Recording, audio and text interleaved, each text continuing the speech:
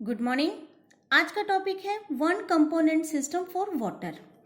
तो इस ग्राफ को समझने के लिए हम यहाँ पे एक पिस्टन की मदद से इस ग्राफ को समझते हैं। ओके, हम ये मान के चलेंगे कि मेरे पास एक पिस्टन है, उसमें क्या है, वाटर है। वाटर कौन सी स्टेट में है मुझे नहीं पता, पर मेरे पास क्या है, पानी है। और पानी की क्वांटिटी भी मैंने क्या कर दी है, फिक्स कर दी है। तो मैं मान लेती हूँ कि यहाँ पे पानी 1 मोल है, 1 मोल ऑफ वाटर है। ठीक है, यानी 18 ग्राम वाटर है। ये जो ग्राफ है इसकी मदद से हम समझने की कोशिश करते हैं, जिसको हम क्या बोलते हैं, वाटर सिस्टम ग्राफ। ठीक है, ये हमें ये बताता है कि relation between pressure and temperature, यानी अगर मैं टेम्परेचर को चेंज करूंगी तो ऊपर से प्रेशर को भी चेंज करूंगी, तो अंदर क्या चेंजेस आने वाला है ये मुझे बताता है। देखो, पिस्टन में प्रेशर को कम ज्यादा कर सकती हूं मैं। ठीक है, मतलब piston will help me to adjust the pressure inside it. Even though ये एक्सप्लेन मैं थर्मोडायनेमिक एंड फेज को लिंक करके करने की कोशिश कर रही हूँ, मतलब जो एक्सप्लेनेशन मैं करने जा रही हूँ ये मैं फेज रूल और थर्मोडायनेमिक्स को मिक्स करके करने जा रही हूँ। ठीक है, ये आपको बुक में नहीं मिलेगा, मैं इसको समझाने की कोशिश कर रही हूँ बस। फेज रूल में पिस्टन का जिक्र आपको नहीं मिलता है। ओके, तो देखो, सपोज करो कि यहाँ पे ये जो एक्स एक्सेस है, एक्स एक्सेस पे मैं टेम्परेचर को ड्रॉ कर रही हूँ और वाई एक्सेस पे मैं प्रेशर को ड्रॉ कर रही हूँ, और मैं बताऊंगी कि क्या प्रेशर और टेम्परेचर में चेंज होने वाला है, और बहुत कुछ हम इसके बारे में डिस्कस करेंगे। यहाँ पर 3 लाइन आपको दिखेगी। ओके, यहाँ ओ से आप देखोगे 3 लाइन, एक लाइन आपका बी, ओ से बी जा रहा है, एक लाइन आपका ओ से कहाँ जा रहा है, ए जा रहा है, और एक लाइन आपका ओ से कहाँ जा रहा है, सी जा रहा है। तो यहाँ पे ओ से लेकर जो सी तक है इसको हम बोलते हैं फ्यूजन कर्व। ठीक है, और यहाँ पे ओ से लेकर जो ए पॉइंट है इसको हम बोलते हैं वेपर प्रेशर कर्व, और यहाँ पे ओ से लेकर जो बी पॉइंट है इसको हम बोलते हैं सब्लिमेशन कर्व। देखो, जो पानी होता है वो 3 तरीके से फेज में प्रेजेंट होता है। पानी can be present in liquid, पानी can be present in solid, and पानी can be present in gas. Now क्या तीनों के तीनों एक साथ प्रेजेंट हो सकते हैं? इस फेज रूल में हमें यही समझना है। नाउ सपोज करो आप 0 डिग्री सेल्सियस पे हो, आप यहाँ पे हो 0 डिग्री सेल्सियस पे हो, और उस समय आपका एटमॉस्फेरिक प्रेशर जो आता है वो कितना आता है आपका 0 डिग्री सेल्सियस पे। इस पॉइंट पे देखिए, जो आपका एटमॉस्फेरिक प्रेशर आता है वो कितना आता है, 670 mm, मतलब इसको हम 1 एटमॉस्फेयर कंसीडर करते हैं। ठीक है, 1 mm Hg, यहाँ मैंने Hg नहीं लिखा है, Hg मरकरी। ठीक है, इवन ऊपर से आपने जो प्रेशर लगाया है वो कितना है, 760 mm ऑफ Hg लगाया हुआ है। तो मुझे बताओ 760 mm ऑफ Hg होगा तो जो आपका टेम्परेचर हुआ होगा वो कितना हुआ होगा, वो आपका 0 डिग्री सेल्सियस होगा। तो उस समय जो पानी अंदर होगा वो कौन सी स्टेट में होगा, तब हमें पता चला कि अंदर का जो पानी है वो वहां पर कंप्लीटली क्या है, कंप्लीटली आपका ये आइस बन चुका है। It will be in form of solid ice.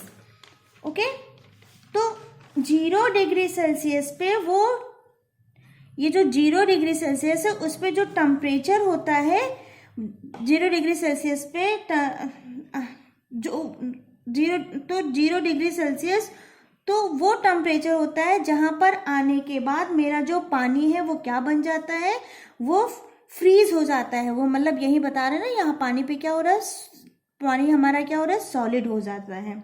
तो हम कह सकते हैं जो बर्फ बन जाता है उस पॉइंट को जहां पर मेरा पानी बर्फ बन रहा है या आइस बन रहा है, इसको हम कहते हैं फ्रीजिंग पॉइंट।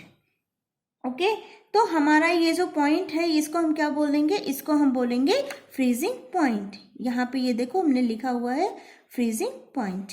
ओके, दूसरी बात, ये जो पॉइंट होता है, ये वाला पॉइंट जहाँ पे हमारा ये 0 डिग्री सेल्सियस टेम्परेचर पे और 1 एटमॉस्फेरिक प्रेशर पे हमारा जो वाटर है वो क्या बन रहा है, वो बर्फ में कन्वर्ट हो रहा है, बर्फ बन जाता है, तो इसको हम बोलते हैं फ्रीजिंग पॉइंट। ओके। दूसरी बात, अगर मैं प्रेशर को कांस्टेंट रखूं, मतलब प्रेशर में मैं कोई चेंजेस ना रखूं, तो उस समय टेम्परेचर होता है 100 डिग्री सेल्सियस। ओके।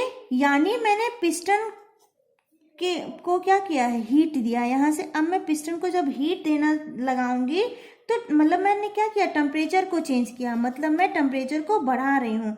मान लेते हैं मेरा टेम्परेचर पहले कितना था, 0 डिग्री सेल्सियस था, और प्रेशर कितना हमारा था, प्रेशर हमारा कितना था, 1 एटमॉस्फेयर। ठीक है। तो जो मेरा पॉइंट है वो यहाँ पर आएगा, मेरा ये जो पॉइंट है -0 डिग्री सेल्सियस पे यहाँ पे आएगा। ठीक है। उस कंडीशन में जब हमने क्या किया है, या ये वाला प्रेशर मान लेते हैं, ठीक है, या 1 एटमॉस्फेयर प्रेशर पे हमने जो टेम्परेचर है वो बढ़ाना शुरू किया, तो हमारा ये पॉइंट आया। तो इस केस में मेरा ये जो पानी है वो बर्फ के फॉर्म में प्रेजेंट है। अब तुम कुछ प्रेशर को क्या कर दो, फिक्स कर दो, मतलब पिस्टन को ऊपर, ये जो पिस्टन आपने लगाया है इसको हम ऊपर नीचे ना होने दें, तो तुम इसको हीटिंग, अब तुम इसको क्या कर दो, हीटिंग देना स्टार्ट करोगे। तो जैसे तुम हीट देना इसको स्टार्ट करोगे तो पॉइंट खिसक के क्या हो जाएगा, 0 डिग्री सेल्सियस के पास तक आ जाएगा। जैसे ही हम इसको हीट देना शुरू करेंगे ये -10 डिग्री सेल्सियस से 0 डिग्री सेल्सियस तक आ जाएगा। जब पॉइंट 0 डिग्री सेल्सियस पर आ जाएगा तब मेरा पानी है वो हल्का हल्का किस में कन्वर्ट होना शुरू हो जाएगा, वो हल्का हल्का लिक्विड में कन्वर्ट होना शुरू हो जाएगा। मतलब मेरा जो पॉइंट खिसक के आया है वो यहाँ से यहाँ पे आ गया है, -10 डिग्री सेल्सियस से 0 डिग्री सेल्सियस पे। कब, जब मैंने प्रेशर को फिक्स कर दिया है और टेम्परेचर को मैं धीरे धीरे इंक्रीज करना स्टार्ट करती हूँ। अब तुम हीट करते जाओ करते जाओ करते जाओ, तो यहाँ ये जो सॉलिड है या ये लिक्विड यहाँ पहुँचने के बाद, मतलब ये जो सॉलिड है ये थोड़ा थोड़ा क्या हो जाएगा, लिक्विड में कन्वर्ट होना शुरू हो जाएगा। और इस कंडीशन में आपका ये जो टेम्परेचर है, ये टेम्परेचर क्या है, जब यहाँ से -0 डिग्री सेल्सियस से 0 डिग्री सेल्सियस पे पहुँच रहा है, -10 डिग्री सेल्सियस से 0 डिग्री सेल्सियस पे पहुँच रहा है, तो यहाँ पे ये जो आपका ये जो बर्फ है ये धीरे धीरे क्या हो जाएगा, धीरे धीरे ये आपका लिक्विड में कन्वर्ट होना शुरू हो जाएगा। मेरी जो बात है उसको ध्यान से सुनिएगा। जब पॉइंट आपका -0 डिग्री सेल्सियस था और आपने इसको हीट देना स्टार्ट किया, तो ये जो हीट है वो अंदर जाके क्या हो रही है, स्टोर हो रही है। ठीक है, अंदर जाके स्टोर हो रही है, तो उससे सिर्फ टेम्परेचर इंक्रीज हो रहा था। ठीक है, तो यहाँ से टेम्परेचर इंक्रीज होगा। यहाँ से ये क्या है, यहाँ पे देखो ये जो टेम्परेचर हमने यहाँ पे शो किया है, ये टेम्परेचर क्या हो रहा है, यहाँ से इंक्रीज हो रहा है। और यहाँ चले जाओगे तो आप जब 0 डिग्री सेल्सियस पे पहुँचोगे, इस पॉइंट पे पहुँचोगे, तो वहाँ पे जो बर्फ थी वो क्या, वो थोड़ी थोड़ी मेल्ट होना स्टार्ट कर देगी। मतलब अब आप जो एनर्जी दे रहे हो वो एनर्जी अंदर स्टोर नहीं हो रही है, वो एनर्जी यूटिलाइज हो रही है, और वहाँ आने के बाद आपको लिक्विड मिलना स्टार्ट हो जाएगा। जैसे ये आपका सॉलिड है और इसको हम हीट देना शुरू कर दें एट द फिक्स प्रेशर, तो ये क्या हो रहा है, पहले तो जो हमारा टेम्परेचर था वो क्या हो रहा था, वो सिस्टम में स्टोर हो रहा था, लेकिन एक टाइम के बाद हमारा जो टेम्परेचर है वो क्या हो रहा है, वो अब यूटिलाइज हो रहा है, किसमें, सॉलिड को लिक्विड में कन्वर्ट करने में। ठीक है, तो आपको यहाँ पे क्या हो रहा है, इस पॉइंट पे लिक्विड मिलना स्टार्ट हो जाएगा, तब हम कहेंगे यहाँ पे इक्विलिब्रियम वाली सिचुएशन आ गई है। यहाँ आने के बाद मेरा जो इक्विलिब्रियम है वो आइस और किसके, लिक्विड के बीच में एक क्या हो रहा है, इक्विलिब्रियम शुरू हो जा रहा है। यहाँ पे आइस और लिक्विड के बीच में एक क्या हो रहा है, इक्विलिब्रियम स्टार्ट होने लगा है। तो यहाँ पे मैं लिख सकती हूँ आइस और यहाँ पे मैं लिख सकती हूँ लिक्विड। ओके, जैसे, और यहाँ पे मैंने क्या सेट कर दिया, थर्मोमीटर सेट किया है। तो जैसे ही ये आइस और लिक्विड के बीच में इक्विलिब्रियम कंडीशन आएगी, हमारा ये जो थर्मोमीटर है ये क्या हो जाएगा, ये स्टॉप हो जाएगा। ठीक है, क्योंकि इक्विलिब्रियम पे कोई चीज़ क्या हो जाती है, स्टॉप हो जाती है।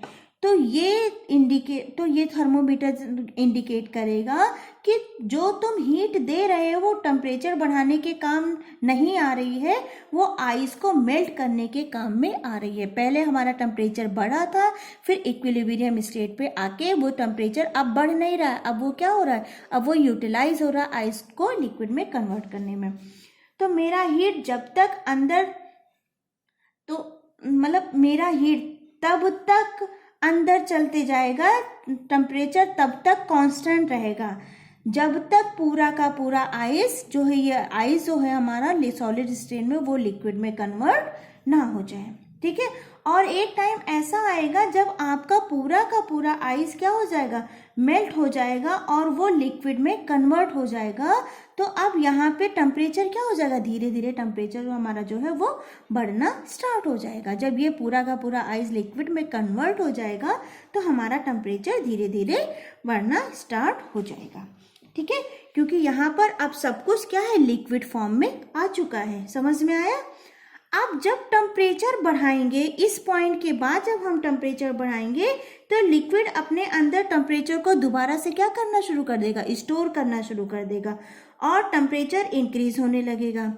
तो जब टेम्परेचर इंक्रीज होगा, अब जब आपका टेम्परेचर बढ़ने के बाद एक पॉइंट में आ जाएगा, जिसके बाद पहली बार यहाँ से क्या हो जाएगा, वेपर निकलना शुरू हो जाएगा। इस लिक्विड फॉर्म से वेपर निकलना शुरू हो जाएगा। ठीक है, निकलना स्टार्ट हो जाएगा, तब हम कहेंगे कि वेपोराइजेशन का प्रोसेस स्टार्ट हो गया है।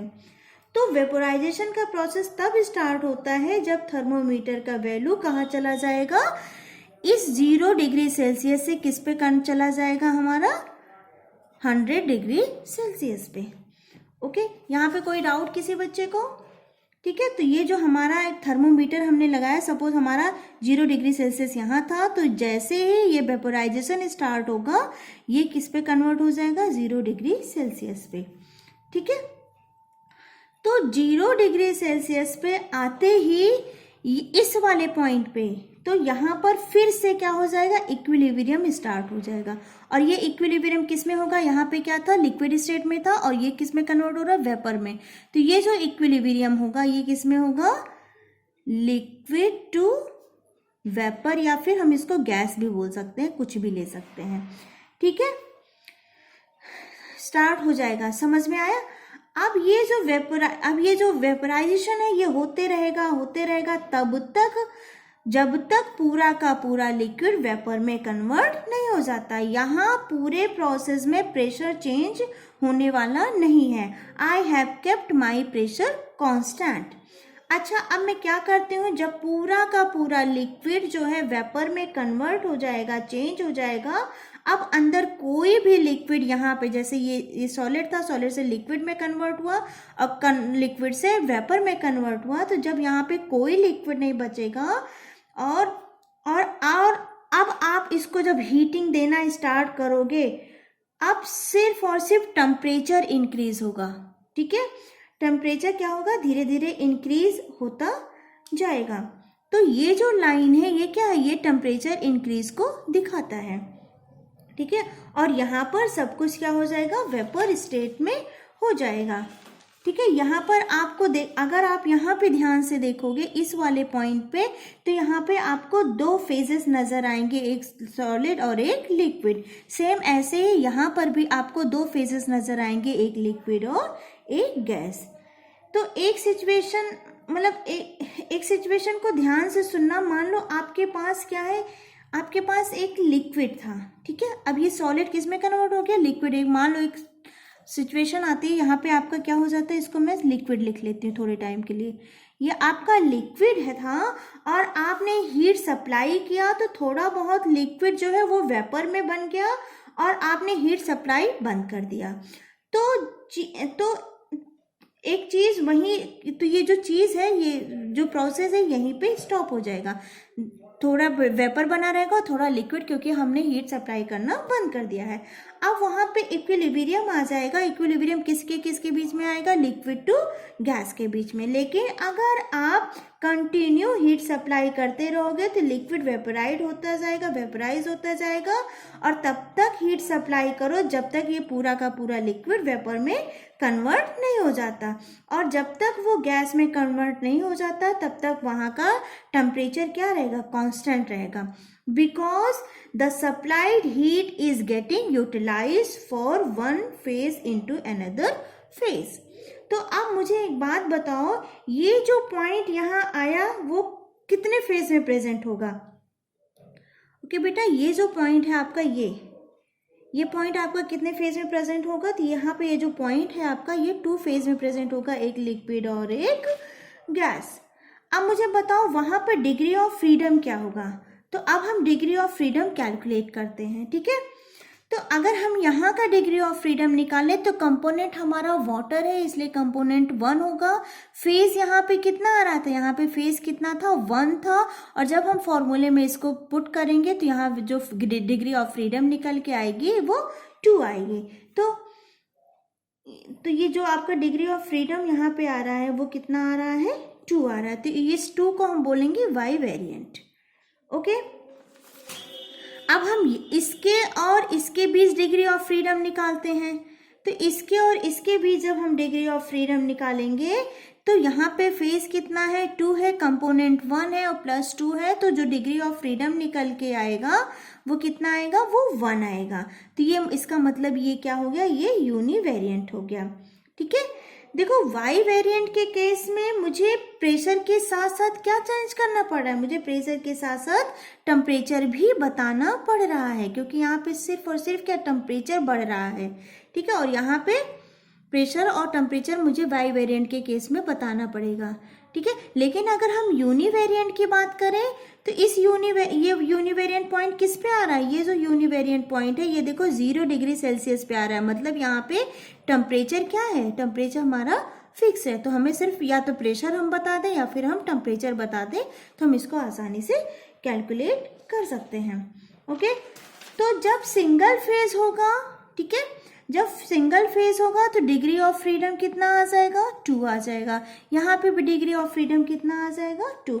और जब डबल फेज होगा तो डिग्री ऑफ फ्रीडम कितना आएगा? तब डिग्री ऑफ फ्रीडम कितना आएगा? 1 आएगा। नाउ मेरा एक क्वेश्चन है, क्वेश्चन क्या है?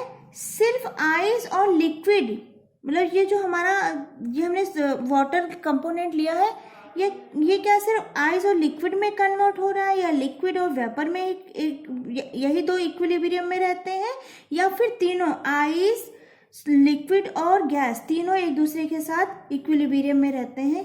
तो क्या हो सकता है ऐसे? तो यहाँ पर मेरे पास ये जो तीनों चीज है ये एक ही पॉइंट पर प्रेजेंट है, इस वाले पॉइंट पे, ठीक है। यहाँ पे ये जो मेरा वाटर कंपोनेंट है ये तीनों एक ही पॉइंट पे प्रेजेंट है, ठीक है। यहाँ पे मेरा जो कंपोनेंट है वो किस में कन्वर्ट हो रहा है? इस वाले पोर्शन में। इस वाले पोर्शन में मेरा जो वाटर है वो सॉलिड स्टेट में आ रहा है, ठीक है। इसको मैं सर्कल कर देती हूँ, ओनली सॉलिड। यहाँ पे मेरा जो वाटर कंपोनेंट है वो किस में है? Only liquid. बट यहाँ पर मेरा जो वाटर है वो किस में है? ओनली वेपर स्टेट में। तो ऐसे पॉइंट पे जो आपका डिग्री ऑफ फ्रीडम होगा, जहाँ पे ट्रिपल पॉइंट निकल रहे हैं वहाँ पर डिग्री ऑफ फ्रीडम क्या हो जाएगा? 0। तो यहाँ से ग्राफ में हमने ये जान लिया कि 1 एटमॉस्फेरिक प्रेशर पे कहाँ पे मेल्टिंग पॉइंट होगा और कहाँ पे बॉइलिंग पॉइंट होगा। ओके, तो इस वाले पे हमारा क्या हो रहा है? ये हमारा क्या हो रहा है? फ्रीजिंग, या फिर हम इसको मेल्टिंग पॉइंट बोलेंगे। और इस वाले पॉइंट पे हमारा क्या हो रहा है? Boiling point. ये हमारा मेल्टिंग पॉइंट हो गया और ये हमारा बॉइलिंग पॉइंट हो गया। ओके, अब अगर मैं प्रेशर चेंज करती हूँ, ठीक है, मान अभी तक तो हमने क्या किया था? प्रेशर को कांस्टेंट रखा था और टेम्परेचर को मैं बढ़ाती जा रही थी। अब अगर एक ऐसी कंडीशन लूँ जिसमें मैं प्रेशर चेंज करूँ तो क्या होगा? तो उसको समझने के लिए हम इसी वाटर कंपोनेंट का सेकेंड पार्ट बनाएंगे, उसमें आप इस वीडियो को देखिएगा। Thank you.